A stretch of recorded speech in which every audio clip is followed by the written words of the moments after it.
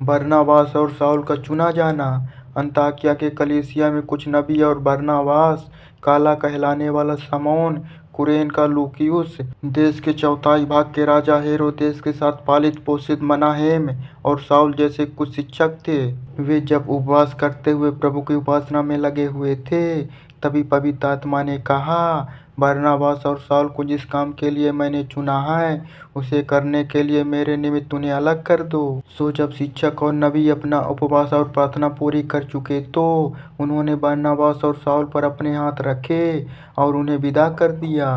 बरनबास और शाऊल की साइप्रस यात्रा। पवित्र आत्मा के द्वारा भेजे हुए वे सिलूकिया गए, जहाँ से जहाज में बैठकर वे साइप्रस पहुँचे। फिर जब वे सलीमार पहुँचे, तो उन्होंने यहूदियों की आराधनालयों में परमेश्वर के वचन का प्रचार किया। यूहन्ना सहायता के रूप में उनके साथ था। उस समूचे द्वीप की यात्रा करते हुए वे पाफुस जा पहुँचे। वहाँ उन्हें एक जादूगर मिला। वह झूठा नबी था। उस यहूदी का नाम था बार यीशु।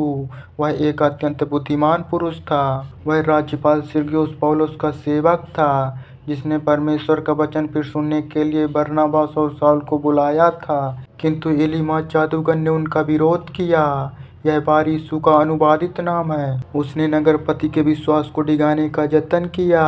फिर शाऊल ने, जिसे पौलुस भी कहा जाता था, पवित्र आत्मा से अभिभूत होकर इलीमास पर पैनी दृष्टि डालते हुए कहा, सभी प्रकार के छल और धूर्तताओं से भरे और शैतान के बेटे, तू नेकी का शत्रु है। क्या तू प्रभु के सीधे सच्चे मार्ग को तोड़ना मरोड़ना नहीं छोड़ेगा?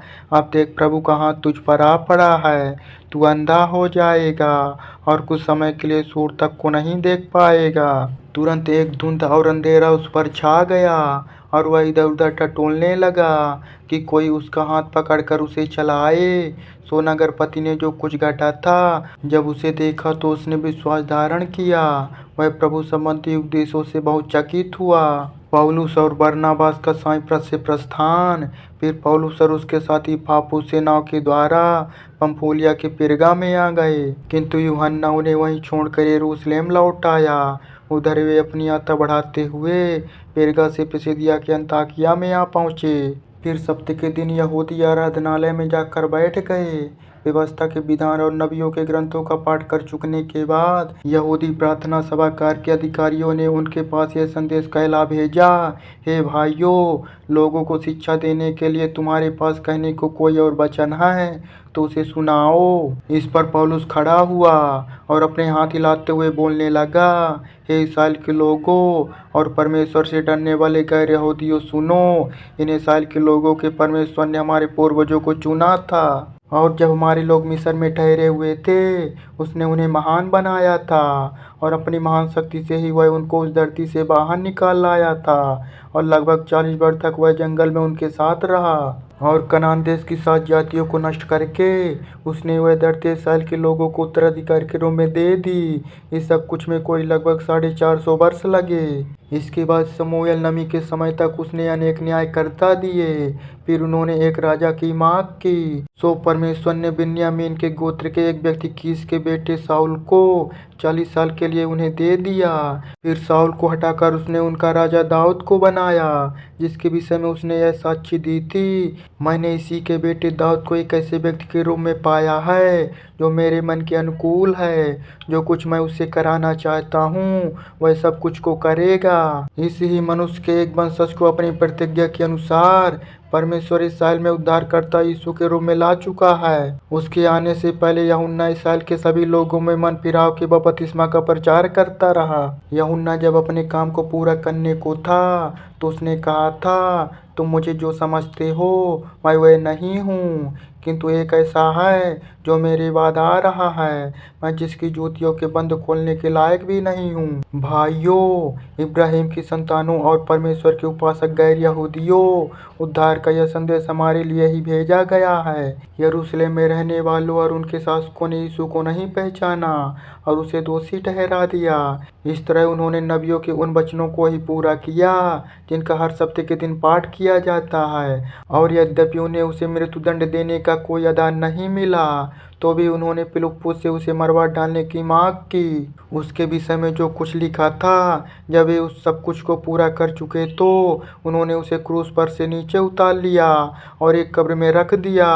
किंतु परमेश्वर ने उसे मरने के बाद फिर से जीवित कर दिया। और फिर जो लोग गलील से यरूशलेम तक उसके साथ रहे थे, वह उनके सामने कई दिनों तक प्रकट होता रहा।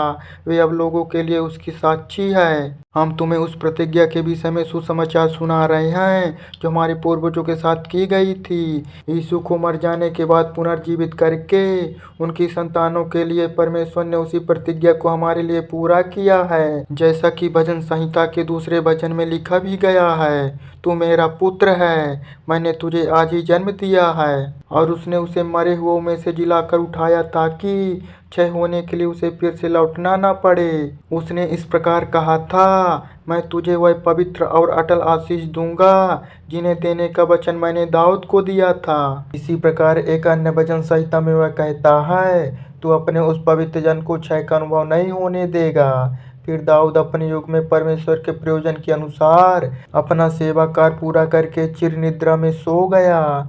उसे उसके पूर्वजों के साथ दफना दिया गया और उसका क्षय हुआ।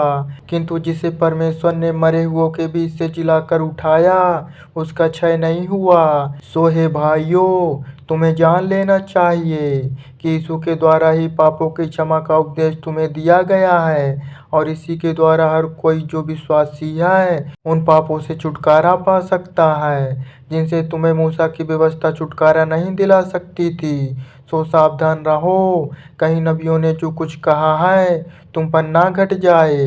निंदा करने वालों देखो, बहुचक्के होकर मर जाओ, क्योंकि तुम्हारे युग में एक कार ऐसा करता है जिसकी चर्चा तक पर तुमको कभी प्रतीत नहीं होने की। पौलुस और बरनबास जब वहां से जा रहे थे तो लोगों ने उनसे अगले सप्ताह के दिन ऐसी ही बातें बताने की प्रार्थना की। जब सभा समाप्त हुई तो बहुत से यहूदियों और गैर यहूदी भक्तों ने पौलुस और बरनबास का अनुसरण किया। पौलुस और बरनबास ने उनसे बातचीत करते हुए आग्रह किया कि वे परमेश्वर के अनुग्रह में स्थित बनाए रखें। अगले सप्ताह के दिन तो लगभग समूचा नगरी प्रभु का वचन सुनने के लिए उमड़ पड़ा। इस विशाल जनसमूह को जब यहूदियों ने देखा तो वे बहुत कुछ गए और अपशब्दों का प्रयोग करते हुए पौलुस ने जो कुछ कहा था उसका विरोध करने लगे।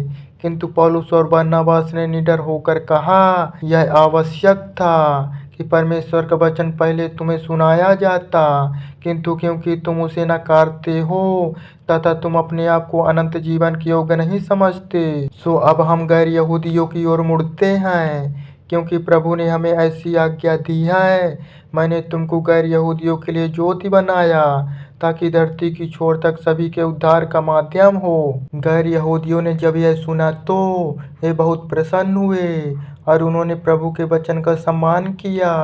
फिर उन्होंने जिन्हें अनंत जीवन पाने के लिए निश्चित किया था विश्वास ग्रहण कर लिया। इस प्रकार उस समूचे क्षेत्र में प्रभु के वचन का प्रचार होता रहा। उधर यहूदियों ने उच्च कुल की भक्त महिलाओं और नगर के प्रमुख व्यक्तियों को भड़काया तथा पौलुस और बरनबास के विरुद्ध अत्याचार करने आरंभ कर दिए और दबाव डालकर उन्हें अपने क्षेत्र से बाहर निकलवा दिया। फिर पौलुस और बरनबास उनके विरोध में अपने पैरों की धूल झाड़कर इकुनियुम को चल दिए, किंतु उनके शिष्य आनंद और पवित्र आत्मा से परिपूर्ण होते रहे।